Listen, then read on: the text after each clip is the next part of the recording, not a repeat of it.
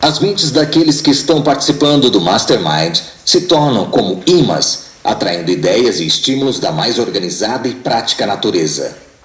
O processo de Mastermind aqui descrito pode ser comparado com o ato de uma pessoa que conecta muitas baterias elétricas a um único fio de transmissão, multiplicando a força que está passando por aquele fio pela quantidade de energia que as baterias carregam.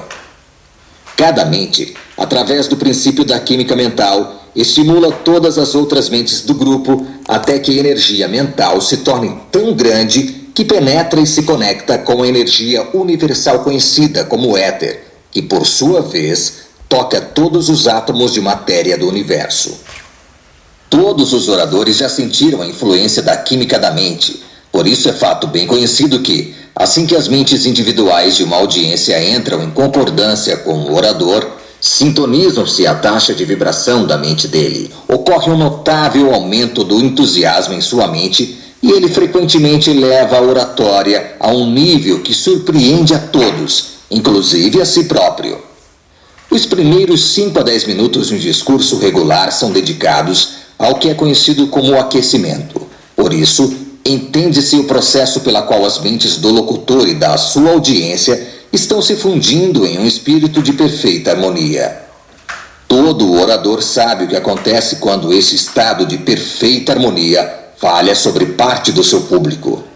Os fenômenos aparentemente supernaturais que ocorrem em encontros espirituais são o resultado da reação uma sobre a outra das mentes do grupo. Esses fenômenos raramente começam a se manifestar antes de 10 ou 20 minutos de formação do grupo, porque este é aproximadamente o tempo requerido para que as mentes do grupo se harmonizem e se fundam. As mensagens recebidas pelos membros de um grupo espiritualista provavelmente vêm de uma das seguintes duas fontes, ou de ambas. Primeira, do vasto depósito da mente subconsciente de algum dos membros do grupo. Segunda, do depósito universal do éter, no qual é mais do que provável todas as vibrações do pensamento estão preservadas. Nenhuma lei natural conhecida, nem a razão humana apoiam a teoria da comunicação com indivíduos que já faleceram. É fato conhecido que qualquer indivíduo pode explorar o depósito de conhecimento na mente de outra pessoa através do princípio da química da mente, e parece razoável supor que esse poder possa ser estendido para incluir contato com quaisquer vibrações que estejam disponíveis no éter, se houver alguma. A teoria de que todas as vibrações mais altas e refinadas, como o pensamento, estão preservadas no éter, surge a partir do fato conhecido de que nem a matéria nem a energia, os dois elementos do universo, podem ser criadas ou destruídas. É razoável supor que todas as vibrações que foram elevadas o suficiente para serem captadas e absorvidas pelo éter durarão para sempre. As vibrações mais baixas, que não se fundem ou entram em contato com o éter de outra maneira, provavelmente têm uma existência natural e morrem. Todos os assim chamados gênios provavelmente ganharam suas reputações porque, por mero acaso ou de alguma outra forma, criaram alianças com outras mentes que o capacitaram a aumentar suas próprias vibrações mentais até o nível que possibilitou o acesso ao vasto templo do conhecimento registrado no éter do universo. Todos os grandes gênios, na medida em que esse autor conseguiu reunir os fatos, eram pessoas extremamente sexuais. O fato de que o contato sexual é o maior estimulante mental conhecido ratifica a teoria aqui descrita. Pesquisando mais a respeito da origem do poder econômico manifesto pelas conquistas dos homens no campo dos negócios, estudaremos o caso do grupo de Chicago, conhecido como Big Six, os Seis Grandes, composto por: primeiro, W.M. Wrigley Jr., proprietário da empresa de goma de mascar que leva seu nome, cuja renda individual é estimada em mais de 15 milhões de dólares por ano. Segundo, John R. Thompson, que comanda a rede de lanchonetes que carregam seu nome. 3. A.G. Lasker, proprietário da agência de publicidade Lord & Thomas. 4. Sr. McCullough, proprietário da companhia Parlami Express, o maior negócio de transferências na América. E 5º, Rich and Hertz, proprietários da companhia de táxis Yellow Taxi Cab. Uma empresa de relatórios financeiros confiável estimou a renda desses 6 homens em algo em torno de 25 milhões de dólares, média de mais de 4 milhões de dólares ao ano por empresário. A análise de todo o grupo revela que nenhum deles teve qualquer vantagem educacional especial, que todos começaram sem capital ou crédito e que suas realizações financeiras têm ocorrido devido a seus próprios planos individuais e não o lance vencedor na roda da fortuna. Muitos anos atrás, esses 6 homens formaram uma aliança amigável, encontrando-se em períodos determinados com a finalidade de auxiliar uns aos outros com ideias e sugestões em suas diversas linhas de empreendimento. Com exceção de Hertz and Rich, nenhum deles era legalmente associado de forma alguma. Essas reuniões aconteciam com o propósito estrito de cooperar uns com os outros, dando e recebendo ideias e sugestões. Disse que cada um dos indivíduos pertencentes ao grupo Big Six é multimilionário. Como regra geral, não há nada digno a se dizer sobre um homem que não faz nada mais do que acumular alguns milhões de dólares. No entanto, há algo ligado ao sucesso financeiro deste grupo específico de homens que vale a pena ser citado, estudado, analisado e até mesmo repetido. E se algo é o fato de que eles aprenderam como coordenar as suas mentes individuais e uni-las em um espírito de perfeita harmonia, criando assim um mastermind que abre para cada indivíduo do grupo portas que estão fechadas para a maioria dos outros homens e mulheres. A United States Steel Corporation é uma das organizações industriais mais fortes e mais poderosas do mundo. A ideia a partir da qual este gigante industrial cresceu teve origem na mente de Albert H. Gary, um advogado mais ou menos comum que nasceu e foi criado em uma pequena cidade de Illinois, perto de Chicago. Mr. Gary cercou-se de um grupo de homens cujas mentes ele uniu em um espírito de perfeita harmonia, criando assim um mastermind que é o espírito motriz da companhia.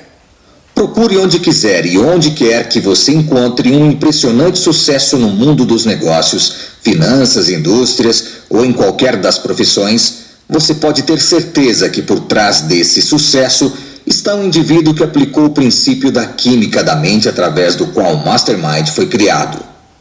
Esses sucessos notáveis muitas vezes parecem ser trabalho de uma só pessoa, mas olhe mais de perto e você encontrará os outros indivíduos cujas mentes foram coordenadas com a sua. Lembre-se que 2 ou mais pessoas podem operar o princípio da química da mente de modo a criar um Mastermind. O poder humano é o reconhecimento organizado expresso através da ação inteligente. Nenhum esforço pode ser dito organizado, a menos que os indivíduos envolvidos no esforço coordenem o seu conhecimento e energia em um espírito de harmonia perfeita. A falta da tal coordenação harmoniosa é a principal causa de praticamente todos os fracassos empresariais. Uma experiência interessante foi realizada por este autor em colaboração com os alunos de uma faculdade bem conhecida. Cada estudante foi convidado a escrever um ensaio sobre como e por que Henry Ford ficou rico. Cada aluno deveria descrever, como parte de seu ensaio, qual acreditava ser a natureza do patrimônio real de Ford e do que este patrimônio consistia em detalhes. A maioria dos estudantes reuniu demonstrações financeiras e inventários de Ford e os usou como base das estimativas de sua riqueza. Foram incluídos na lista das fontes de riqueza de Ford itens como dinheiro em bancos, matéria-prima e produtos acabados em estoque, terrenos e edifícios e o lucro, estimado entre 10% e 25% do valor total de seus ativos. Apenas um estudante do grupo, entre várias centenas deles, respondeu como segue. Os bens de Henry Ford consistem, em sua maioria, de 2 itens, a saber, 1.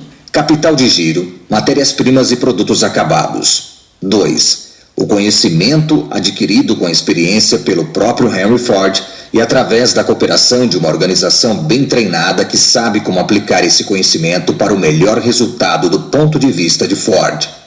É impossível estimar adequadamente o valor exato em dólares e centavos de qualquer um desses 2 grupos de bens, mas em minha opinião seus valores relativos são: o conhecimento organizado da organização Ford, 75%, O valor em dinheiro e bens materiais de todas as naturezas, inclusive matéria-prima e materiais acabados, 25%.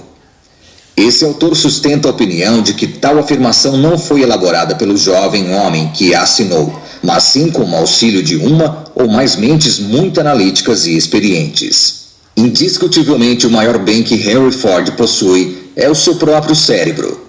Logo depois viriam os cérebros de seu círculo imediato de associados, pois foi através da coordenação destes que os bens materiais que ele controla e possui foram acumulados. Destrua todas as plantas da Ford Motor Company, cada uma de suas máquinas, cada tonelada de matéria-prima ou produto acabado, cada automóvel e cada dólar na conta de qualquer banco, e Ford ainda assim seria o homem mais poderoso do mundo em termos econômicos. Os cérebros que construíram o negócio Ford poderiam duplicá-lo novamente em pouco tempo. O capital está sempre disponível em quantidades ilimitadas a cérebros como o de Ford. Economicamente, Ford é o homem mais poderoso da Terra, porque ele tem a concepção mais afinada e o mais refinado senso prático do princípio do conhecimento organizado do que qualquer outro homem na Terra, até onde esse autor pode saber. Apesar do grande poder e sucesso financeiro de Ford, é possível que ele tenha errado muitas vezes na aplicação dos princípios através dos quais ele acumulou esse poder. Não há dúvidas de que os métodos de coordenação da mente que Ford utilizou foram muitas vezes brutos, pois foram aplicados antes dele adquirir a sabedoria que adviria com o passar dos anos, consequentemente, com o amadurecer de suas experiências. Também há pouca dúvida de que a química da mente aplicada por Ford era, pelo menos no início, o resultado de uma aliança casual com outras mentes, particularmente a mente de Edison. É mais do que provável que a percepção notável do Sr. Ford para a lei da natureza tenha sido iniciada com o resultado da sua aliança amigável com sua própria esposa, muito antes de conhecer Edison ou Firestone. Um homem é muito influenciado pela sua esposa, através da aplicação do princípio do Mastermind. Parte do seu sucesso começa aí. A senhora Ford é uma mulher notavelmente inteligente. E esse autor tem razões para acreditar que foi a mente dela, misturada com a do Sr. Ford, que lhe deu o primeiro impulso para o poder. Pode-se mencionar, sem privar Ford de qualquer honra ou glória, que no início de sua vida ele teve que combater o analfabetismo e a ignorância em maior escala do que Edison ou Firestone, os quais foram dotados pela hereditariedade como uma aptidão privilegiada em adquirir e aplicar conhecimento. Ford teve de talhar seu talento a partir da madeira bruta do seu fator hereditário não muito favorável. Dentro de um inconcebivelmente curto período de tempo, Ford enfrentou 3 dos inimigos mais difíceis da humanidade e transformou-os em trunfos que constituem o próprio fundamento do seu sucesso. Esses inimigos são ignorância, analfabetismo e pobreza. Qualquer homem que possa deter o duro golpe dessas 3 forças selvagens e ainda dominá-las e usá-las para o bem, vale a pena ser estudado de perto pelos indivíduos menos afortunados. Estamos vivendo em uma era de poder industrial. A fonte de todo esse poder é o esforço organizado. Não só a gestão de empresas industriais tem eficientemente organizado trabalhadores individuais, mas, em muitos casos, as fusões industriais foram afetadas de tal maneira que essas combinações, como no caso da United States Steel Corporation, por exemplo, têm acumulado poder praticamente ilimitado. Dificilmente assistimos ao noticiário diário sem ver o relato de alguma fusão de negócios, industrial ou financeira, colocando enormes recursos sob uma única gestão e, assim, gerando grande poder. Um dia um grupo de bancos, outro dia uma cadeia de empresas do ramo ferroviário, no dia seguinte uma combinação de usinas siderúrgicas, todos se fundindo com a finalidade de desenvolver poder através de esforço altamente organizado e coordenado. Conhecimento geral desorganizado não é poder, é apenas poder em potencial, o material a partir do qual o verdadeiro poder pode se desenvolver. Qualquer biblioteca moderna contém um registro desorganizado de todo o conhecimento de valor do qual a civilização atual é herdeira, mas esse conhecimento não é poder porque não está organizado. Todas as formas de energia e todas as espécies animais ou vegetais, para sobreviverem, devem estar organizadas. Os animais de grandes dimensões cujos restos formaram um quintal de ossos da natureza através da extinção, deixaram evidências silenciosas que provam que a não organização significa extermínio. Do elétron, a menor partícula de matéria, até a maior estrela do universo, esses e todas as coisas materiais entre os dois extremos provam que uma das primeiras leis da natureza é da organização. Feliz é a pessoa que reconhece a importância desta lei e faz do seu interesse se familiarizar com as várias maneiras em que ela pode ser aplicada para seu benefício. O sábio homem de negócios não apenas reconheceu a importância da lei do esforço organizado, mas fez dela fundação para o seu poder. Sem qualquer conhecimento do princípio da química da mente, ou mesmo que tal princípio existia, muitos homens acumularam grande poder apenas organizando o conhecimento que possuíam. A maioria dos que já descobriram o princípio da química da mente e transformaram em mastermind tropeçou neste conhecimento por mero acaso, falhando frequentemente em reconhecer a verdadeira natureza de sua descoberta ou compreender a fonte de seu poder. Este autor é da opinião de que as pessoas que estão neste momento, conscientemente, fazendo uso do princípio da química da mente e desenvolvendo poder através da combinação de mentes podem ser contadas nos dedos das mãos, e talvez sobrem muitos dedos. Se esta estimativa é pelo menos parte verdadeira, o estudante perceberá facilmente que existe um certo risco de que o campo da prática da química mental possa tornar-se algo mais do que corriqueiro. É um fato bem conhecido que uma das tarefas mais difíceis que qualquer homem de negócios deve realizar é a de induzir aqueles que estão associados a ele a coordenar os seus esforços em um espírito de harmonia. Induzir a contínua cooperação entre um grupo de trabalhadores em qualquer tarefa é quase impossível. Apenas os líderes mais eficientes conseguem realizar esse objetivo tão almejado, mas de vez em quando um líder surge com um passe de mágica atuando no campo da indústria, dos negócios ou das finanças. E então o mundo ouve a respeito de um determinado Henry Ford, Thomas A. Edison, John D. Rockefeller, Sr. E. H. Harriman ou James J. Hill. Poder e sucesso são sinônimos. Um cresce a partir do outro, portanto, qualquer pessoa que possua o conhecimento e a capacidade de desenvolver poder através do princípio da coordenação harmoniosa de esforços entre mentes individuais ou de qualquer outra forma, pode ser bem-sucedida em qualquer empreendimento passível de sucesso. Não se deve presumir que o mastermind florescerá instantaneamente a partir de qualquer grupo com a pretensão de fundir-se em um espírito de harmonia.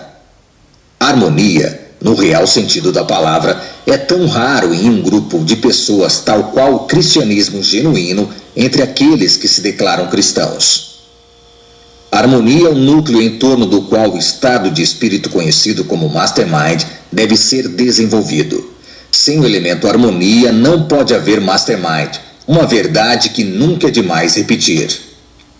Woodrow Wilson tinha a ideia de desenvolver um mastermind, a ser composto por pessoas que representassem as nações civilizadas do mundo em sua proposta da Liga das Nações. A concepção de Wilson foi a ideia humanitária de mais largo alcance já criada pela mente do homem, pois tratava-se de um princípio que reúne poder suficiente para estabelecer uma verdadeira irmandade na Terra. A Liga das Nações, ou uma mistura semelhante de mentes internacionais num espírito de harmonia, com certeza será uma realidade em um futuro não muito distante. O tempo para tal unidade de mentes ocorrer será calculado em grande parte pelo tempo que as grandes universidades e instituições não sectárias de aprendizado necessitarão para substituir a ignorância e a superstição com compreensão e sabedoria. Este momento se aproxima rapidamente. A psicologia do encontro de avivamento. A antiga e tradicional festa religiosa conhecida como o avivamento oferece uma oportunidade única para estudar o princípio da química da mente conhecida como mastermind. Observa-se que a música desempenha um papel essencial para produzir harmonia em um grupo de mentes num determinado encontro de avivamento. Sem música, além de o evento ficar prejudicado, ele pode ter parte de seu poder diminuído. Durante os serviços de avivamento, o líder não encontra dificuldade em criar harmonia na mente dos seus devotos, mas é um fato bem conhecido que esse estado de harmonia não dura mais do que o tempo presencial do líder, tão logo o mastermind que ele criou temporariamente se desintegre. Despertando a natureza emocional de seus seguidores, o líder não tem dificuldade, utilizando uma configuração de palco e uma sonorização adequadas, em criar um mastermind que se torna perceptível a todos os que entram em contato com ele. O próprio ar torna-se carregado com uma influência positiva, agradável, que muda toda a química de todas as mentes presentes. O líder chama essa energia de Espírito do Senhor.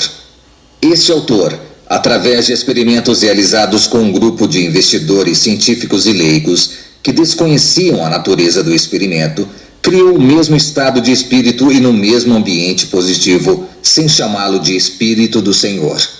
Em muitas ocasiões, esse autor tem testemunhado a criação da mesma atmosfera positiva em um grupo de homens e mulheres que exercem a atividade de vendedores, sem chamá-la de Espírito do Senhor. O autor ajudou a conduzir uma escola de vendas para Harrison Parker, fundador do Cooperative Society de Chicago, e através da utilização do mesmo princípio de química da mente que o líder do avivamento chama de Espírito do Senhor, treinou e motivou um grupo de 3.000 homens e mulheres. Nenhum deles tinha qualquer experiência anterior com vendas, de tal forma que eles venderam mais de 10 milhões de dólares em ações em menos de 9 meses e receberam mais de $1 milhão a título de comissões. Verificou-se que, em média, as pessoas que frequentaram essa escola atingiram o auge do seu poder de vendas dentro de uma semana, após a qual era necessário revitalizar o cérebro do indivíduo através da reunião do grupo. Essas reuniões de vendedores foram conduzidas muito similarmente como são os modernos cultos de avivamento religioso, com o mesmo equipamento de palco, incluindo música e alto-falantes de alta potência, e acabou por estimular o pessoal das vendas da mesma maneira como faz o líder religioso. Chame de psicologia, química mental ou como quiser, todos eles são baseados no mesmo princípio. Não há nada mais do que certo de que o fato de que onde quer que um grupo de mentes seja colocado em contato, em um espírito de perfeita harmonia, cada mente no grupo torna-se imediatamente enriquecida e reforçada por uma notável energia chamada de Mastermind. Por tudo que este escritor diz saber, esta energia inexplorada pode ser o Espírito do Senhor, mas opera tão favoravelmente quanto quando chamada por qualquer outro nome. O cérebro e o sistema nervoso humano constituem uma máquina complexa que apenas poucas pessoas, se é que alguma, compreendem. Quando controlada e devidamente orientada, essa máquina pode ser utilizada para realizar maravilhas e, se não for controlada, ela poderá realizar estragos fantasmagóricos na natureza, como pode ser observado examinando os internos de qualquer manicômio. O cérebro humano tem conexão direta com o fluxo contínuo de energia a partir do qual o homem deriva seu poder de pensar. O cérebro recebe esta energia, a mistura com a energia criada pelo alimento ingerido e a distribui para todas as partes do corpo através do auxílio do sangue e do sistema nervoso. Isto, então, torna-se o que chamamos de vida. Ninguém parece saber de onde essa fonte de energia externa vem. Tudo o que sabemos é que nós precisamos dela. Parece razoável presumir que essa energia nada mais é do que aquela que chamamos de éter, que flui para dentro do corpo juntamente com o oxigênio que respiramos. Cada corpo humano normal possui um laboratório químico de primeira classe e um estoque de produtos químicos suficiente para exercer a ruptura, a assimilação e a devida mistura e combinação do alimento que colocamos dentro do corpo, preparando-o para distribuí-lo para onde for necessário. Amplos testes foram realizados, tanto com o homem quanto com animais, para provar que a energia conhecida como mente desempenha um papel importante nessa operação de composição química e de transformação de alimentos nas substâncias necessárias para construir e manter o corpo em reparação. Sabe-se que a preocupação, a agitação ou medo interferem no processo digestivo e, em casos extremos, podem parar este processo completamente, resultando em doença ou morte. É evidente, portanto, que a mente participa na química da digestão de alimentos e na distribuição deles. Muitas autoridades eminentes acreditam, embora nunca tenham sido comprovados cientificamente, que a energia conhecida como pensamento pode ser contaminada com unidades negativas ou antissociais de tal forma que todo o sistema nervoso para de funcionar, interferindo na digestão e manifestando diversos tipos de doença. Dificuldades financeiras e amores não correspondidos encabeçam a lista das causas de tais perturbações mentais. Um ambiente negativo, como o existente em uma família onde um membro está constantemente irritado, irá interferir com a química da mente a tal ponto que os indivíduos dessa família poderão perder a ambição e gradualmente afundar no esquecimento. É por causa deste fato que o velho ditado diz que a esposa de um homem pode tanto construí-lo como destruí-lo. E assim vale também para o homem em relação à mulher. Qualquer estudante do ensino médio sabe que certas combinações de alimentos, se levadas ao estômago, vão resultar em indigestão, dor violenta e até mesmo a morte. A boa saúde depende, em parte pelo menos, de uma combinação de alimentos harmoniosa. Mas a harmonia na combinação de alimentos não é suficiente para garantir boa saúde. Deve haver harmonia também entre as unidades de energia conhecidas como mente. Harmonia é uma das leis da natureza, sem a qual não pode haver algo como a energia organizada ou qualquer forma de vida. A saúde do corpo, bem como a da mente, está literalmente construída sobre as bases do princípio da harmonia. A energia conhecida como vida começa a se desintegrar e a morte se aproxima quando os órgãos do corpo deixam de trabalhar em harmonia. No momento em que a harmonia cessa na fonte de qualquer forma de energia organizada, poder, as unidades daquela energia são jogadas em um estado caótico de desordem e o poder torna-se neutro ou passivo. A harmonia é também o núcleo em torno do qual o princípio da química mental conhecida como Mastermind desenvolve a sua potência. Destrua essa harmonia e você destruirá o poder que surge do esforço coordenado de um grupo de mentes individuais. Essa verdade tem sido afirmada, reafirmada e apresentada de todas as maneiras que o autor pode conceber, repetindo-a de forma interminável, porque, a menos que o aluno aprenda esse princípio e aprenda como aplicá-lo, este tratado sobre o Mastermind torna-se inútil. O sucesso na vida é, em grande parte, uma questão de adaptação ao ambiente, de maneira que haja harmonia entre o indivíduo e o seu ambiente.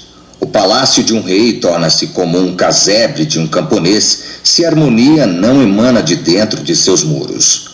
Por outro lado, a cabana de um camponês pode produzir mais felicidade do que a mansão de um homem rico, se a primeira for rica em harmonia e a segunda não.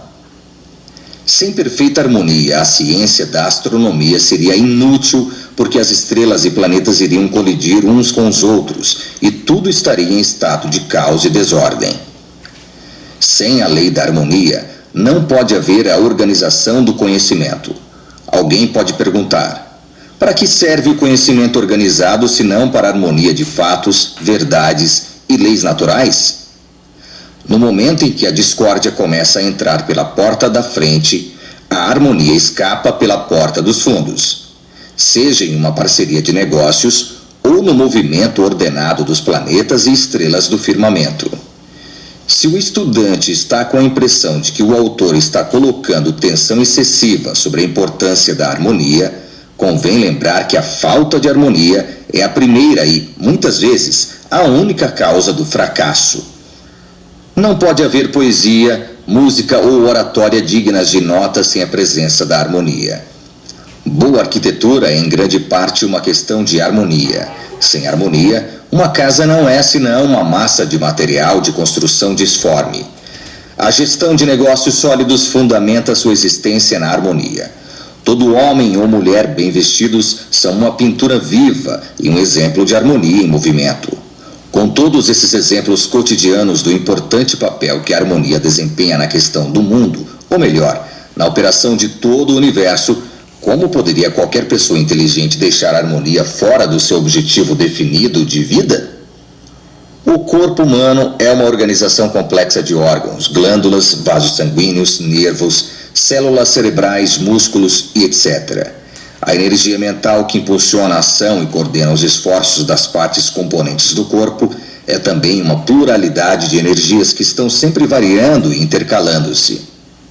Há uma luta contínua desde o nascimento até a morte, muitas vezes assumindo a natureza do combate aberto entre as forças da mente.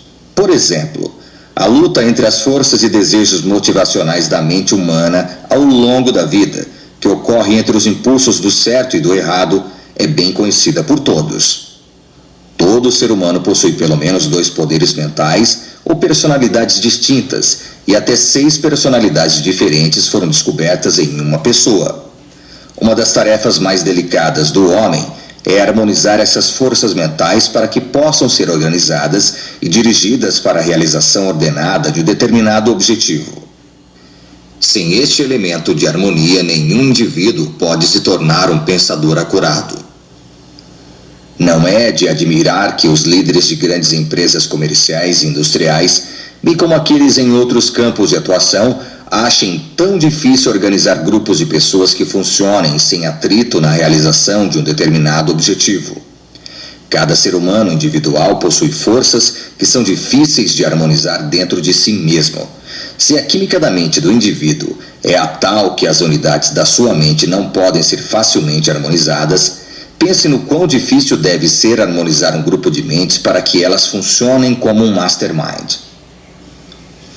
O líder que desenvolve e direciona com sucesso as energias de um mastermind deve ter tato, paciência, persistência, autoconfiança e conhecimento íntimo da química mental, bem como a capacidade de adaptar-se em um estado de equilíbrio e harmonia perfeitos rapidamente às novas circunstâncias, sem demonstrar o menor sinal de aborrecimento. Quantas pessoas existem por aí que podem cobrir esses requisitos? O líder de sucesso deve possuir a capacidade de mudar a cor da sua mente como um camaleão, para aceitar todas as circunstâncias que surgem relacionadas com o objetivo de sua liderança. Além disso, ele deve possuir a capacidade de mudar de uma atmosfera para outra sem demonstrar o menor sinal de raiva ou falta de autocontrole. O líder de sucesso deve compreender as 17 leis do triunfo e ser capaz de pôr em prática qualquer combinação destas leis, sempre que a ocasião exigir. Sem esta habilidade, nenhum líder pode ser poderoso, e sem poder, nenhum líder pode resistir por muito tempo. O significado de educação. Há muito tempo existe um equívoco geral do significado da palavra educar. Os dicionários não têm ajudado na eliminação desse mal-entendido, porque eles têm definido a palavra educar como o ato de transmitir conhecimento. A palavra educar tem suas raízes na palavra latina educo, que significa desenvolver de dentro, extrair, crescer através do direito do uso. A natureza odeia a ociosidade em todas as suas formas. Ela dá vida contínua apenas aos elementos que estão em uso. Amarre um braço ou qualquer outra parte do corpo, deixando-o fora de uso, e ele atrofiará em breve e perderá a vida. Inverta a ordem. Use um braço mais do que o normal, como o do ferreiro que empunha um martelo pesado durante o dia, e esse braço, desenvolvido a partir de dentro, se fortalecerá.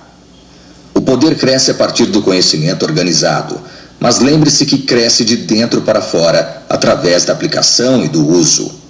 Um homem pode tornar-se uma enciclopédia ambulante sem possuir qualquer poder valioso. Este conhecimento apenas se torna poder na medida em que é organizado, classificado e colocado em ação. Alguns dos homens mais educados que o mundo já conheceu possuíam muito menos conhecimento geral do que outros que ficaram conhecidos como tolos.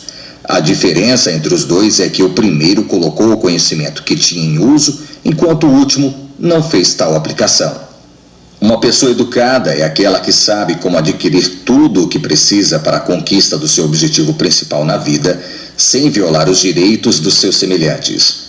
Pode ser uma surpresa para muitos dos chamados homens letrados saberem que estão longe de se qualificarem-se como homens educados. E também pode ser uma grande surpresa para muitos que acreditam sofrer da falta de aprendizado saberem que são bem educados. O advogado bem-sucedido não é necessariamente aquele que memoriza o maior número de leis.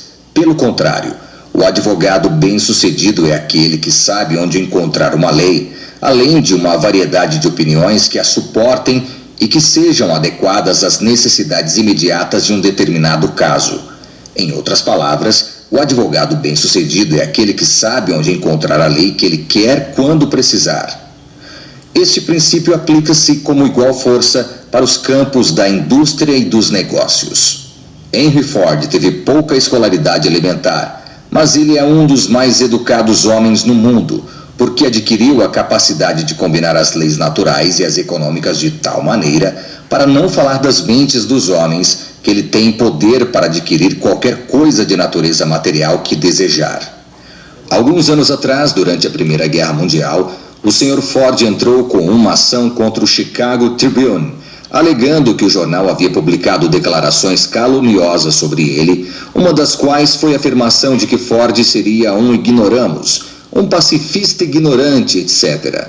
Quando o processo foi a julgamento, os advogados do Tribune comprometeram-se a provar pelo próprio Ford que a sua afirmação do jornal era verdadeira e que ele era realmente ignorante, e com esse objetivo em vista, eles o contra-interrogaram em todos os tipos de assuntos. Uma das perguntas que fizeram foi: quantos soldados os britânicos enviaram para reprimir a rebelião nas colônias em 1776? Com um sorriso maroto no rosto, Ford respondeu com indiferença: não sei quantos, mas ouvi dizer que eram muito mais do que os que conseguiram voltar.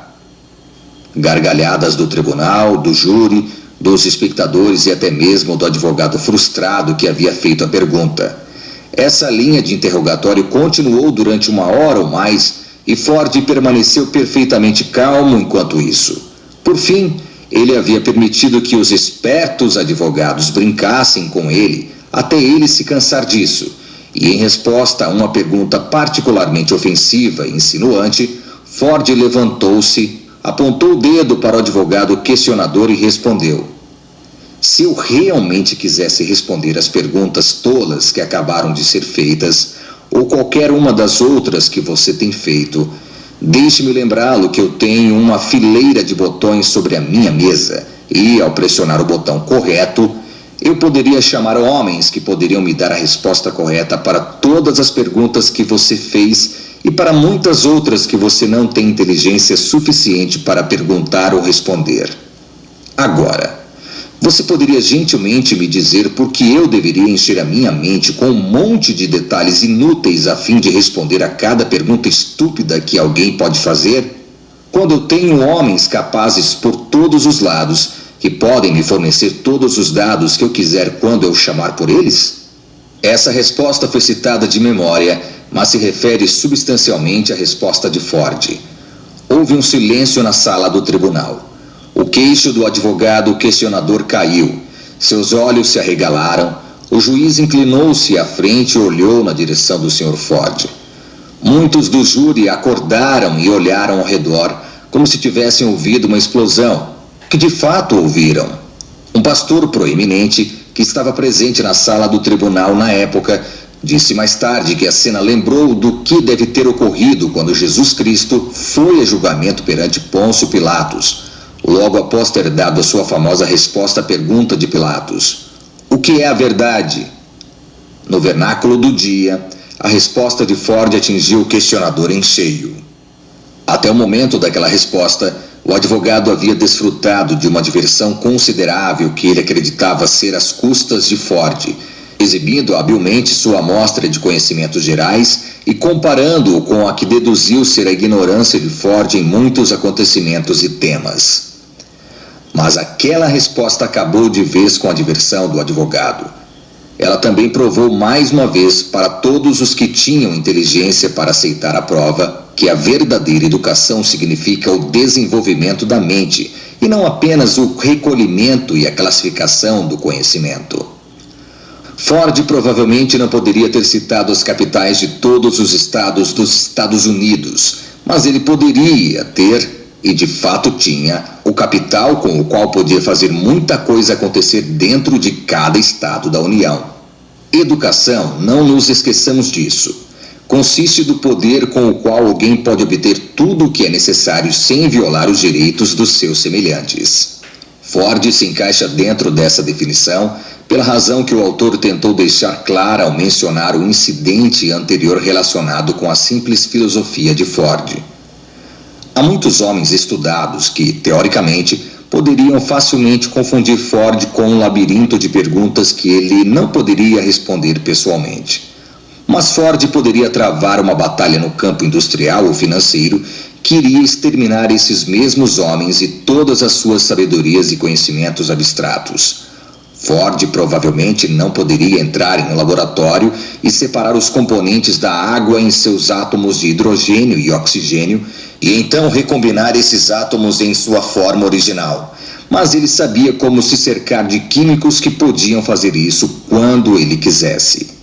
O homem que pode inteligentemente utilizar o conhecimento possuído por outro é tanto mais educado do que a pessoa que simplesmente tem o conhecimento, mas não sabe o que fazer com ele. A educação consiste em fazer não apenas saber. A relação entre o impulso sexual e a genialidade. O impulso sexual é, de longe, o mais poderoso das 8 forças motivadoras básicas que estimulam a mente para a ação. Devido à importância deste assunto, ele foi reservado como capítulo final do primeiro dos 17 fatores que constituem a lei do triunfo. A parte que o desejo sexual desempenha na conquista de grande sucesso foi descoberta pelo autor em seus estudos sobre as biografias de grandes líderes, em sua análise de homens e mulheres da idade atual que alcançaram altas posições em suas áreas de atuação. O sexo é um tema sobre o qual a maioria das pessoas é imperdoavelmente ignorante. O desejo sexual tem sido caluniado e parodiado por ignorantes e vulgares por tanto tempo que a palavra sexo muito raramente é mencionada na sociedade educada. Homens e mulheres conhecidos por serem de natureza altamente sexuada geralmente são encarados como pessoas que devem ser monitoradas e, em vez de serem vistas como abençoadas, são geralmente ditas amaldiçoadas. Durante os primeiros anos de investigação, quando esta filosofia estava em fase embrionária, o autor descobriu que todo grande líder na arte, na música, na obra literária, na política e em praticamente todas as outras esferas da vida era uma pessoa altamente sexuada. Entre o grupo cujas biografias foram cuidadosamente estudadas, vamos mencionar, com o propósito de refrescar a memória do leitor sobre o assunto, os seguintes: Napoleão Bonaparte, Shakespeare, George Washington, Abraham Lincoln, Ralph Waldo Emerson, Robert Burns, Thomas Jefferson. Lembremos-nos também de alguns nomes de colegas de idade mais avançada altamente sexuados, que são conhecidos por terem sido homens de grandes conquistas em suas respectivas vocações. Albert Hubbard, Albert H. Gary, Oscar Wilde, Woodrow Wilson, John H. Patterson, Stanford White, Enrico Caruso.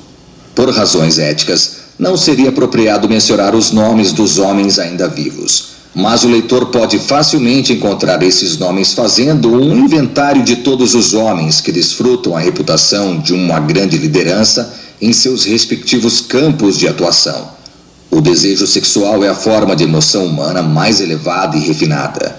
Ele eleva a taxa de vibração da mente como nenhuma outra emoção é capaz e faz com que as faculdades imaginativas do cérebro funcionem como as de um gênio. Longe de ser algo do qual envergonhar-se, a natureza altamente sexuada é uma bênção da qual uma pessoa deve sentir-se orgulhosa e não deve desculpar-se. O valor da transformação do desejo sexual. Ser altamente sexuado não é o suficiente por si só para produzir um gênio. Somente aqueles que entendem a natureza do desejo sexual e que sabem como transformar esta emoção poderosa em outros canais de ação diferentes do contato sexual elevam-se à condição de gênio. O desejo de sexo é uma força motriz em relação à qual todas as outras forças motivadoras ficam em segundo lugar, na melhor das hipóteses.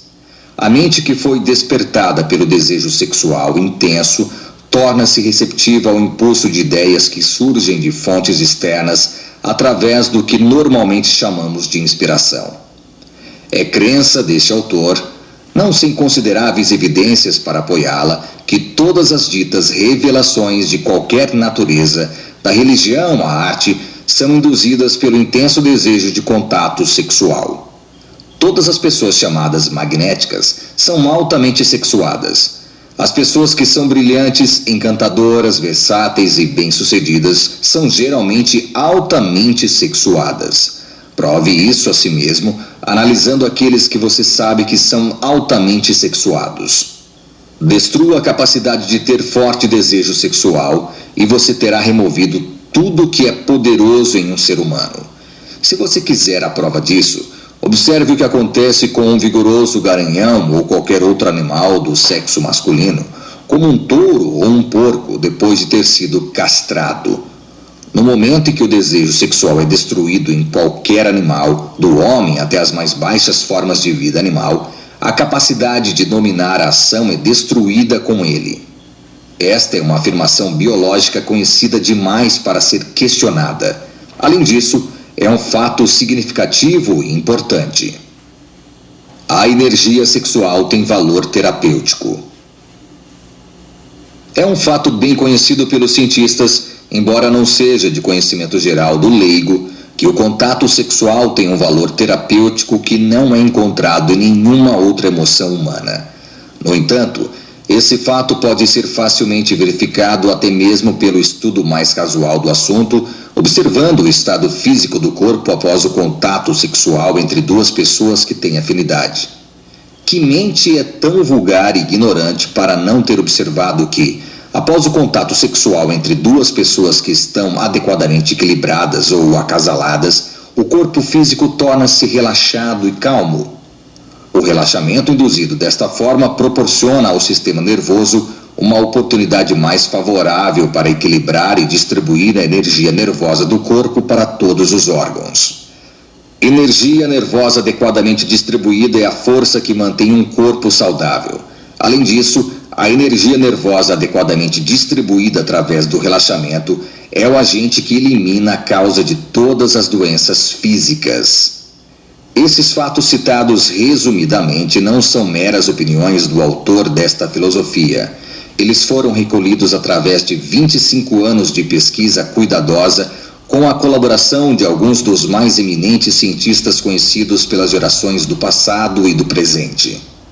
Um deles é o médico bem conhecido que foi suficientemente ousado para admitir que havia frequentemente recomendado uma mudança nos companheiros sexuais para pacientes que sofriam de hipocondria, pessoas que sofrem com doenças imaginárias e, dessa maneira, produziu curas que não teria sido possível produzir de outra forma.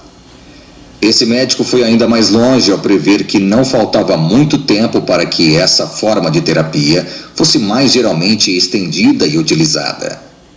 O autor dessa filosofia pode afirmar que a maioria da raça humana ainda é lamentavelmente ignorante a respeito das possibilidades do impulso do sexo, não só em conexão com a manutenção da saúde, mas também em conexão com a criação de gênios.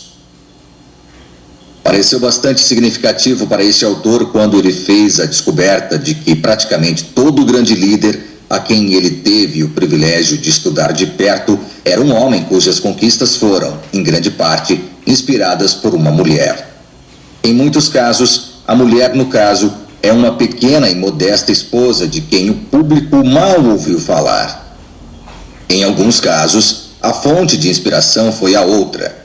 Um grande e douradouro amor é motivo suficiente para conduzir até mesmo um homem medíocre a inacreditáveis realizações, uma afirmação que deveria ser lembrada por todas as esposas. O impulso sexual é o agente conhecido mais efetivo através do qual a mente pode ser elevada e se tornar um mastermind. As 10 maiores fontes de estimulação mental. Pode ser útil destacar aqui as principais fontes de estimulação mental tendo em vista o fato de que todas as grandes conquistas são o resultado de algum tipo de estímulo que eleva a mente a uma taxa de vibração de alta frequência. Esses estímulos estão listados na ordem que o autor acredita ser a sua importância, como segue: 1. Contato sexual entre duas pessoas motivadas por um genuíno sentimento de amor. 2. Amor, não necessariamente acompanhado por contato sexual. 3. Desejo ardente de fama, poder e ganho financeiro. 4. Música, age como um poderoso estimulante para pessoas altamente emocionais. 5. Amizade entre aqueles do mesmo sexo ou do sexo oposto, acompanhada de um desejo mútuo de ser útil em uma determinada tarefa. 6. Coligação por meio de um mastermind entre duas ou mais pessoas aliadas mentalmente com o propósito de ajuda mútua, em um espírito altruísta. 7. Sofrimento mútuo, como aquele vivido por pessoas que são perseguidas injustamente por questões raciais, religiosas, econômicas e por diferenças de opinião. 8. Autossugestão, através da qual o indivíduo pode levar sua própria mente pela autossugestão com um propósito definido. 9. Sugestão. A insuficiência da sugestão externa pode levar uma pessoa a altos níveis de realizações ou, se usada de forma negativa, para o abismo do fracasso e da destruição. 10. Narcóticos e álcool. Esta fonte de estímulo mental é totalmente destrutiva e conduz ao fim a negação de todas as outras 9 fontes de estímulo. Estimulante mental é qualquer influência que irá, temporariamente ou permanentemente, elevar a taxa de vibração do cérebro. Aqui você tem uma breve descrição de todas as principais fontes de estímulo mental. Através destas fontes pode-se comungar temporariamente com a inteligência infinita, um procedimento que constitui tudo o que há de genial. A afirmação anterior é definitiva e simples. É pegar ou largar, como você preferir. A afirmativa é um fato positivo porque este autor teve o privilégio de ajudar dezenas de homens e mulheres a saírem da mediocridade e alcançarem estados de espírito que poderiam classificá-los como gênios.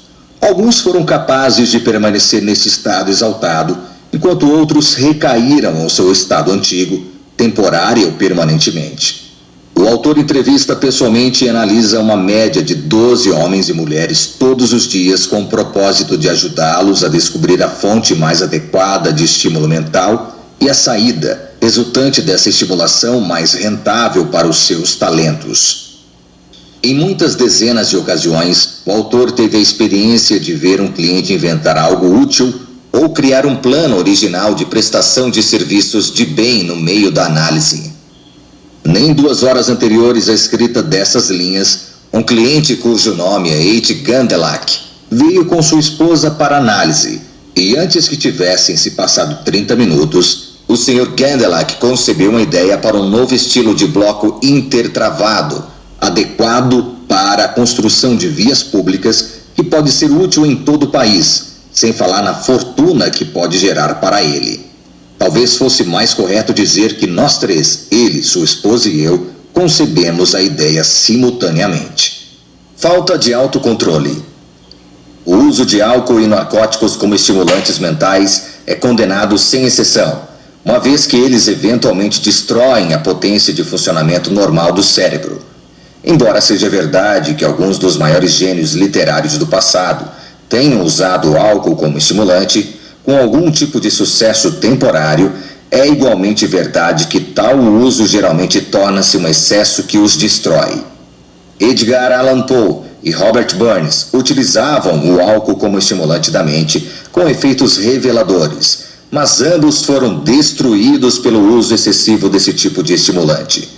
Dos 10 estimulantes descritos nesse capítulo, 9 são seguros para o uso, e mesmo estes não podem ser utilizados em excesso. O contato sexual é o mais poderoso de todos os estimulantes da mente, mas também pode ser usado em excesso com efeitos tão prejudiciais quanto o uso excessivo de álcool ou narcóticos. Comer excessivamente pode ser tão prejudicial quanto qualquer outra forma de excesso e, em muitos milhares de casos, esta forma de indulgência destrói todas as possibilidades de grandes realizações. Um dos 17 fatores da lei do triunfo é o autocontrole. Como será visto quando chegarmos neste assunto? O autocontrole é uma roda de equilíbrio que protege o indivíduo contra os excessos de toda a natureza. Os 3 principais excessos que estão destruindo pessoas em todo o mundo atualmente são o excesso na alimentação, o excesso de indulgência sexual e o excesso de bebidas fortes e drogas. Uma é tão fatal para o sucesso como qualquer uma das outras duas. Por que o sucesso raramente vem antes dos 40? A principal razão pela qual o homem normalmente não acerta o passo para alcançar o sucesso no campo profissional antes dos 40 anos é a sua tendência a dissipar sua energia através do excesso de indulgência sexual. O homem médio não aprende que o desejo sexual tem outras possibilidades de uso do que tão somente o contato sexual, e isso ocorre até que ele tenha atingido em média a idade de 40 a 45 anos. Até essa idade, a vida do homem médio, classificação na qual a maioria dos homens pode ser corretamente colocado, é apenas uma longa e contínua orgia, através da qual todas as suas mais finas e poderosas emoções são semeadas descontroladamente aos 4 ventos. Esta não é meramente a opinião deste autor, é uma declaração de fato baseada em uma análise cuidadosa de mais de 20 mil pessoas. O estudo e análise inteligentes de 20 mil pessoas resultaram em uma classificação muito precisa de toda a raça humana. Entre os excessos na alimentação e o excesso de indulgência sexual, o homem médio tem pouca energia restante para outros usos, até que ele tenha passado da idade de 40 anos e, frequentemente, em muitos casos, os homens nunca adquirem o domínio de si mesmos com relação a essas duas fraquezas. Infelizmente, é verdade que a maioria dos homens não vê o excesso de indulgência na alimentação e na vida sexual como sendo excessos perigosos que destroem suas chances de sucesso na vida. Não há nenhum argumento contrário sobre os efeitos nocivos do uso excessivo de álcool e narcóticos, uma vez que todo mundo sabe que tal abuso é fatal para o sucesso, mas nem todo mundo sabe que os excessos na vida sexual e na alimentação podem ser tão desastrosos quanto.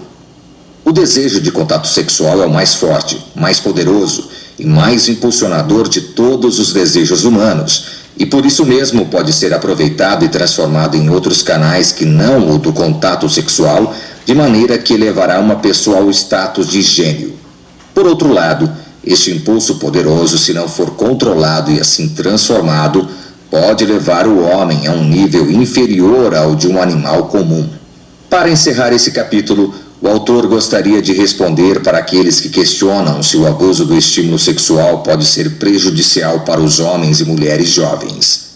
A resposta é a seguinte: a ignorância no assunto sexo, devido à falta de livre discussão por aqueles que realmente o entendem, resultou no uso destrutivo da emoção do sexo ao longo dos séculos.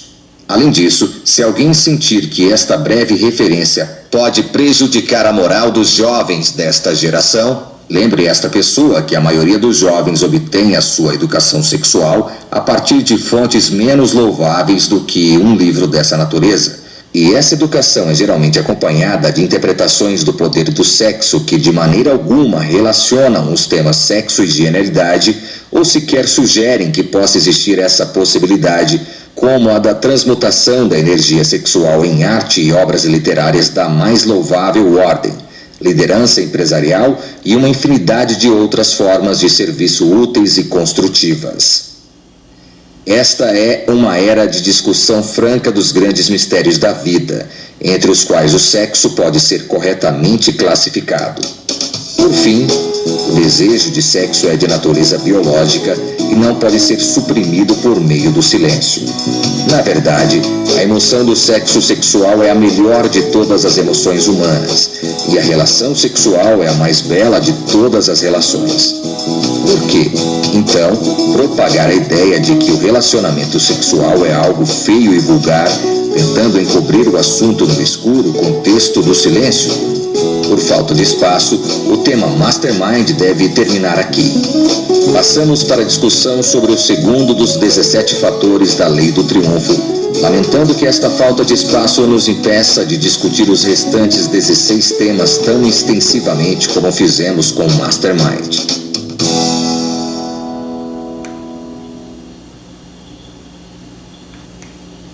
Lição 2. O objetivo principal definido.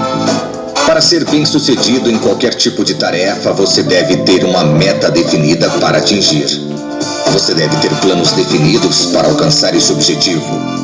Nada que vale a pena é conseguido sem um plano definido de procedimento que é sistemática e continuamente seguido dia após dia. O objetivo principal definido é colocado no início das 17 leis do triunfo, porque sem ele nenhuma das outras 16 leis seria útil. Pois como uma pessoa poderia esperar ter sucesso, ou como poderia saber que o alcançou, sem antes ter determinado o que queria realizar? Durante os últimos 20 e poucos anos, o autor analisou mais de 20 mil pessoas em quase todas as esferas da vida e, por mais surpreendente que possa parecer, 95% dessas pessoas eram fracassadas. Isso quer dizer que elas mal estavam ganhando o necessário para sobreviver. Algumas delas sequer isso tinham.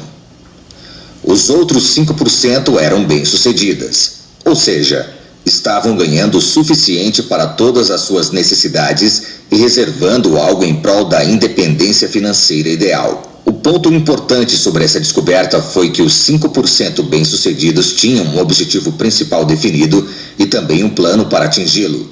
Em outras palavras, aqueles que sabiam o que queriam e tinham um plano para consegui-lo prosperaram, enquanto aqueles que não sabiam o que queriam estavam alcançando exatamente isso: nada. Se um homem está envolvido na atividade de vendas ou na prestação de um serviço que exige certos métodos para lidar com seus clientes e alcançar sua fidelização, ele deverá ter um plano definido para a obtenção desse resultado. O plano pode ser de um jeito ou de outro, mas deve ser distinto e de tal natureza que impressione positivamente as mentes de seus clientes.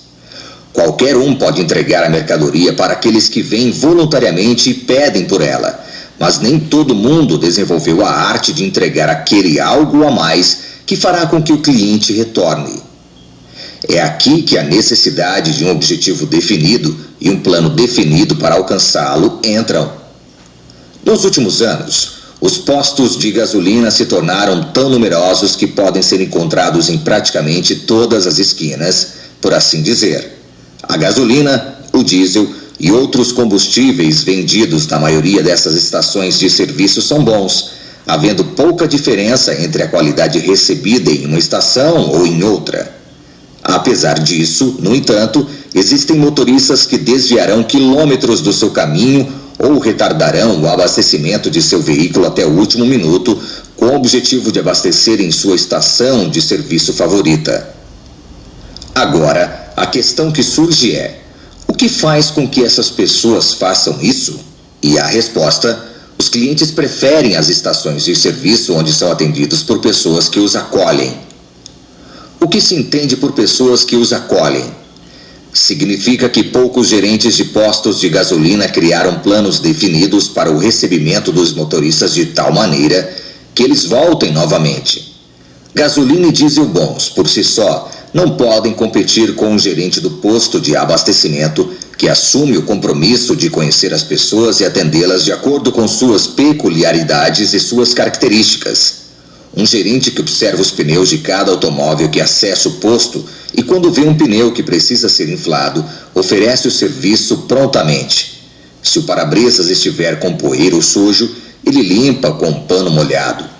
Se um carro está coberto de poeira, ele se ocupa com um espanador. Destas e de outras maneiras, ele impressiona o motorista assumindo o compromisso de prestar um serviço diferenciado. Tudo isso não é por acaso. Ele tem um objetivo e um plano para alcançá-lo bem definidos, e este objetivo é trazer os motoristas de volta para sua estação. Esta é uma breve declaração do que se entende por objetivo principal definido. Agora iremos um pouco mais a fundo no estudo do princípio psicológico no qual a lei do objetivo principal definido se baseia. O estudo cuidadoso de mais de uma centena de líderes em praticamente todos os setores da vida revelou o fato de que cada um deles trabalhou com um objetivo principal definido e também um plano definido para sua realização. A mente humana é como um imã que atrai os pensamentos dominantes mantidos na mente, especialmente aqueles que constituem um plano ou objetivo principal definidos. Por exemplo, se um homem estabelece como seu objetivo principal e como seu propósito diário de trabalho a adição de 100 novos clientes que comprarão regularmente sua mercadoria ou serviço que ele está prestando, imediatamente esse objetivo torna-se uma influência dominante em sua mente e essa influência vai levá-lo a fazer o que for necessário para garantir esses 100 clientes adicionais. Fabricantes de automóveis e outras linhas de mercadorias muitas vezes estabelecem o que eles chamam de metas, que determinam o número de automóveis que devem ser vendidos em cada território. Essas metas, quando definitivamente estabelecidas, constituem o objetivo principal definido para o qual todos os que estão envolvidos na distribuição dos automóveis dirigem seus esforços. Raramente alguém deixa de alcançar as metas estabelecidas, mas é um fato bem conhecido que, sem as metas, as vendas seriam muito menores do que com elas. Em outras palavras, para alcançar o sucesso nas vendas ou em praticamente qualquer outra linha de atuação, deve-se estabelecer um alvo no qual atirar, por assim dizer, e sem esse alvo os resultados serão escassos. Os cientistas descobriram nos últimos anos, juntamente com outras descobertas surpreendentes como o rádio, a televisão, o domínio do ar e etc., que qualquer homem pode atingir praticamente qualquer propósito que possa ser estabelecido em sua própria mente, com um objetivo principal definido. É literalmente verdade que o homem com um propósito definido e com plena fé em sua capacidade de alcançá-lo não pode ser permanentemente derrotado. Ele pode encontrar a derrota temporariamente, talvez muitas delas, mas o fracasso nunca. Seu primeiro passo no caminho para o sucesso é saber onde você está indo, como você pretende viajar e quando você pretende chegar lá, que é apenas outra maneira de dizer que você deve ter um objetivo principal definido. Esse objetivo, quando decidido, deve ser escrito de forma clara, de modo que possa ser entendido por qualquer outra pessoa. Se há algo nebuloso sobre o seu objetivo, ele não é definido. Um homem que sabia o que estava dizendo uma vez afirmou que 90% do sucesso em qualquer tarefa estava em saber o que se queria. Isso é verdade.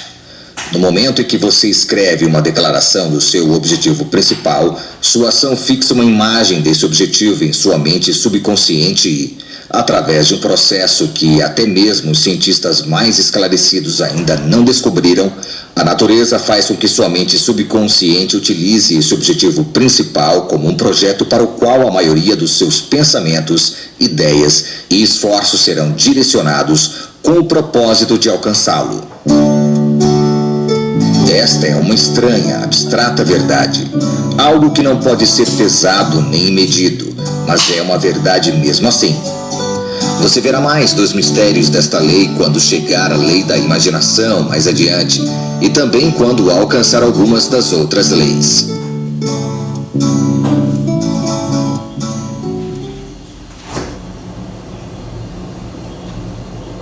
Lição 3. Autoconfiança. A terceira das 17 leis do triunfo é a autoconfiança. Este termo é autoexplicativo, significa que, para alcançar o sucesso, você deve acreditar em si mesmo. No entanto, isso não significa que você não tenha limitações, mas que você deve fazer um inventário de si mesmo, descobrir quais são as qualidades que você tem que são fortes e úteis e, em seguida, organizar essas qualidades em um plano definido de ação para então atingir o seu objetivo principal definido. Em todos os idiomas do mundo, não há uma palavra que carregue o mesmo ou se aproxime do significado da palavra fé.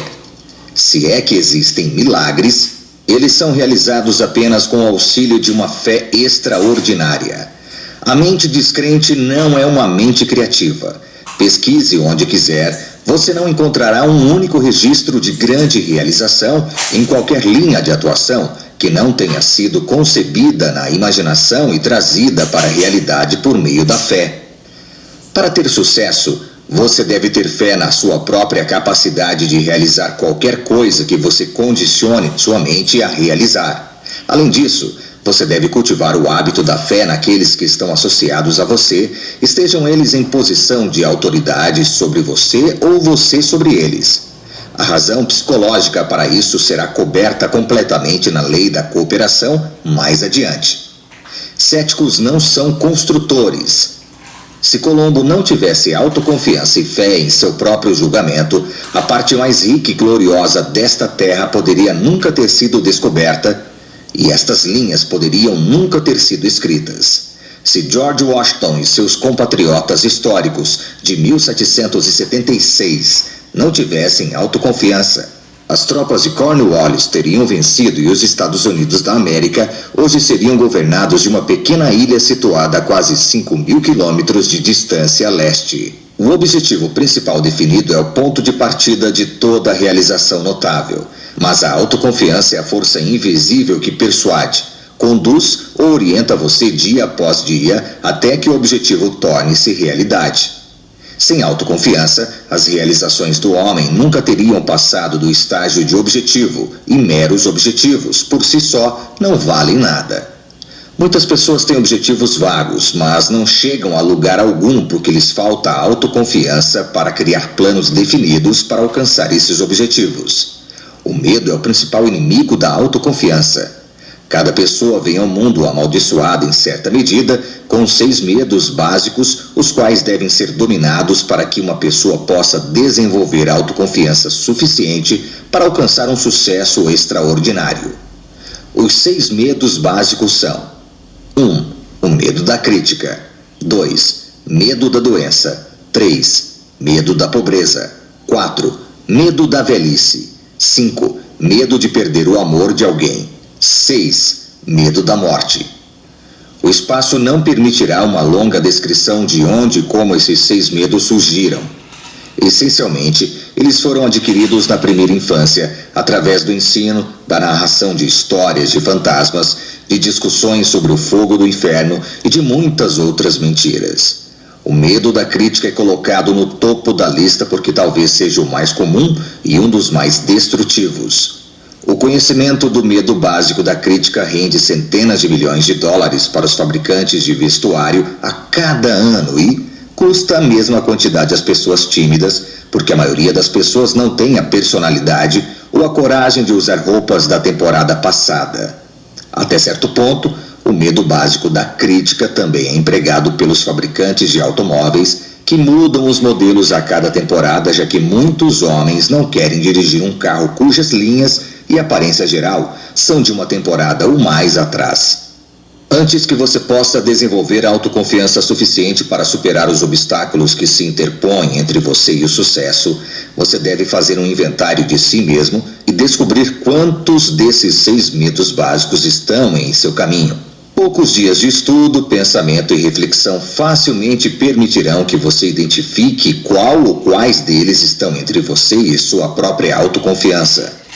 Uma vez que você descobrir esses inimigos, você pode facilmente eliminá-los através de um procedimento que será descrito mais tarde. Os medos da doença, pobreza, velhice e morte são resultantes principalmente dos ensinamentos de uma época passada, quando os homens foram ensinados a acreditar que a morte poderia trazer consigo uma vida mais horrível do que aquela nessa terra. Uma vida associada ao fogo e ao tormento eternos. Esses ensinamentos chocaram tanto a sensibilidade da mente humana que o medo ficou embutido na mente subconsciente e, desta forma, foi transmitido de pai para filho, mantendo-se vivo de geração em geração. Os cientistas divergem quanto à medida em que tais temores podem ser transmitidos de pai para filho através da hereditariedade física, mas todos eles concordam que a simples discussão de tais assuntos na presença de uma criança é suficiente para plantar o medo em sua mente subconsciente, onde nada além de uma forte resolução e grande fé em algo oposto ao temor plantado pode eliminar os danos causados. O medo de perder o amor de alguém é remanescente dos dias de selvageria humana, quando era hábito do homem roubar a companheira de outro homem usando a força. A prática de roubar a companheira de outro homem ainda existe em certa medida, mas o roubo agora é feito através de seduções de vários tipos, roupas finas, automóveis, peles, joias e outras bugigangas, e não pelo uso da força. No entanto, este elemento está suficientemente presente no animal, o homem, para fazer com que ele ainda o tema até certo ponto. Assim, o medo da perda do amor tem base biológica bem como econômica para sua existência. O ciúme é uma forma de insanidade, pois muitas vezes surge sem a menor razão. Apesar disso, este medo provoca sofrimento, aborrecimento e fracasso indescritíveis nesse mundo. Entender a natureza desse medo e como alguém passa por ele é um passo na direção de seu domínio. Todos os leitores dessa filosofia deveriam fazer uma certa leitura paralela, selecionando biografias de homens que alcançaram sucesso extraordinário, porque é certo que isso revelará o fato de que esses homens encontraram praticamente todo tipo concebível de derrota temporária. No entanto, apesar dessas desanimadoras experiências, eles desenvolveram uma autoconfiança suficiente para capacitá-los a superar todos os obstáculos que encontraram em seu caminho. Entre os livros recomendados pelo autor da Lei do Triunfo estão The Man from Maine, de Edward W. Bock, Compensation, de Ralph Waldo Emerson, The Age of Reason, de Thomas Paine, The Ascent of Man, de Henry Drummond, The Science of Power, de Benjamin Kidd. Esses 5 títulos lhe contarão a história completa do processo evolutivo incrivelmente interessante através do qual a mente do homem chegou ao seu atual estágio de desenvolvimento. Aliás, depois de ler esses livros, você terá uma base melhor sobre a qual construir sua autoconfiança, para então você entender por que existem poucas impossibilidades conhecidas pelo homem, se é que existe alguma. De todo jeito, leia pelo menos os 2 últimos livros, se você não puder ou não quiser ler a lista inteira. Ao fazê-lo e ao entender o que lê, você terá o equivalente ao melhor tipo de educação universitária a partir de muitos pontos de vista.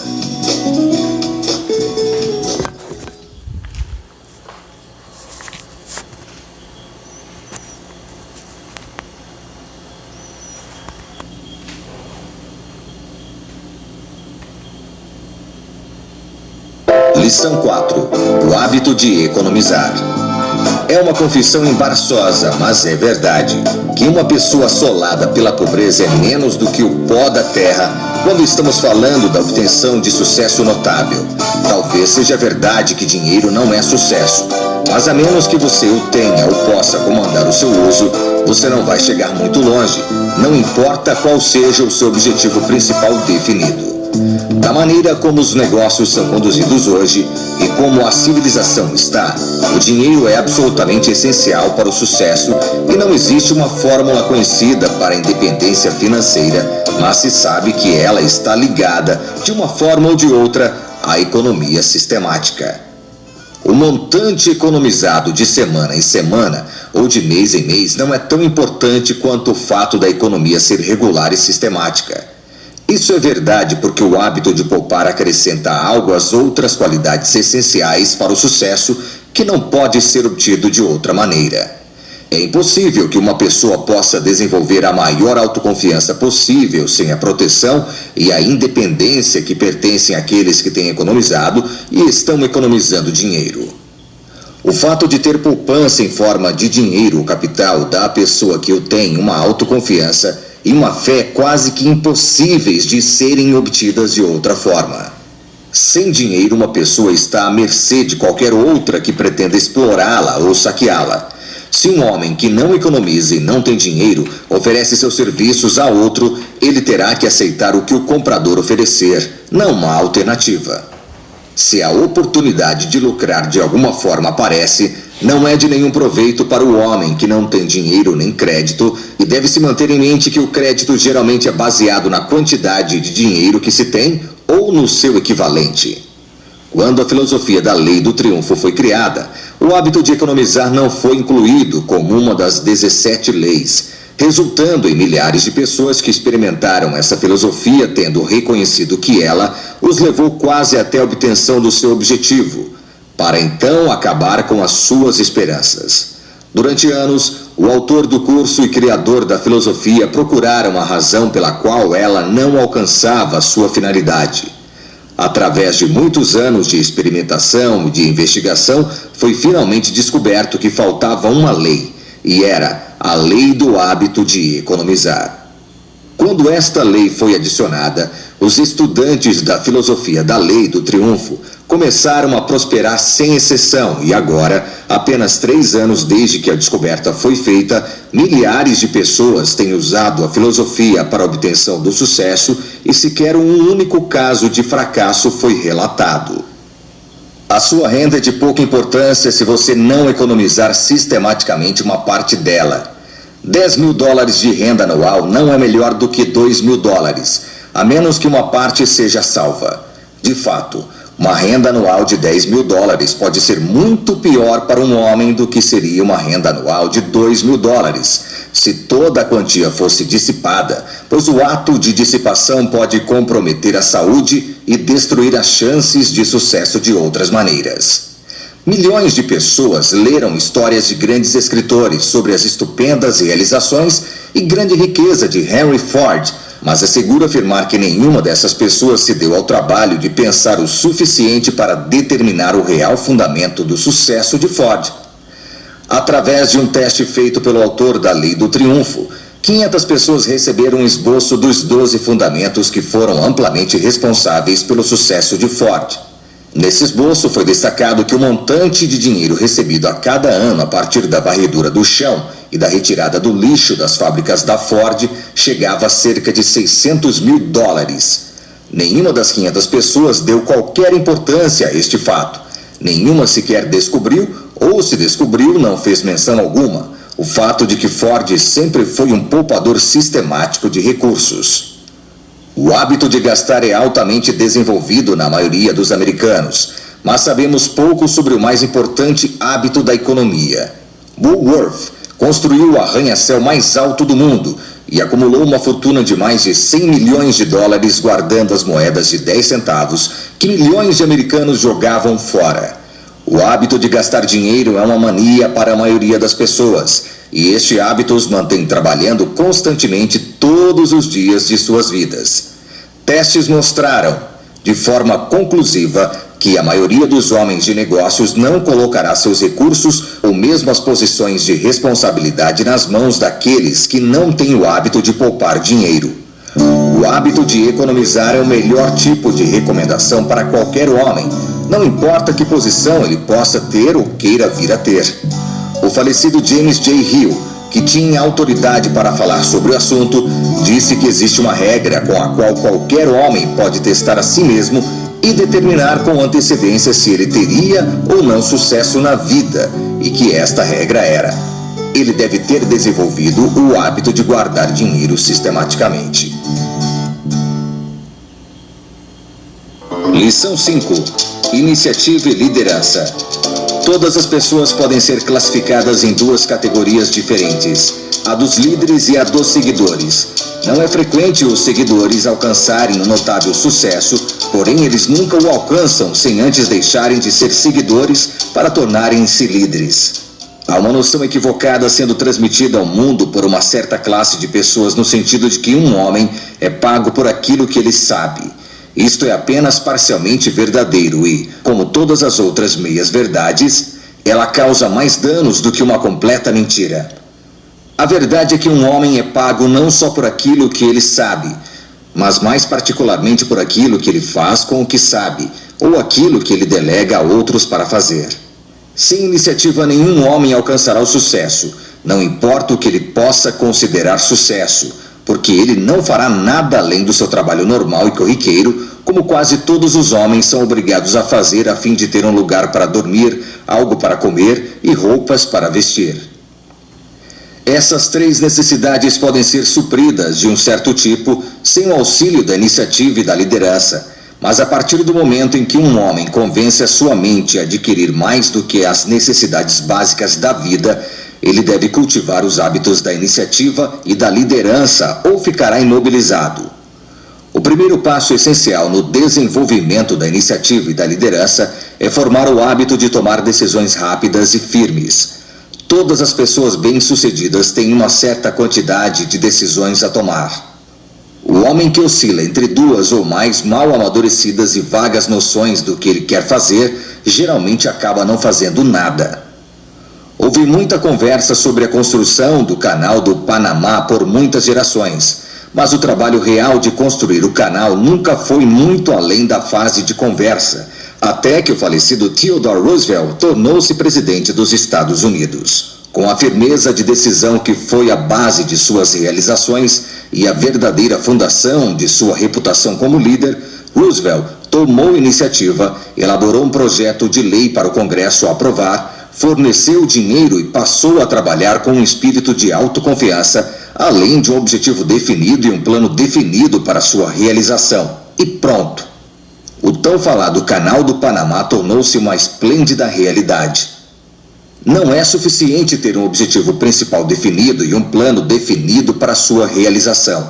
Mesmo que o plano seja perfeitamente prático e você tenha toda a habilidade necessária para conduzi-lo até o sucesso, você precisa mais do que isso. Você precisa realmente ter iniciativa e pegar as rédeas do seu plano em movimento e guiá-lo até que seu objetivo seja alcançado.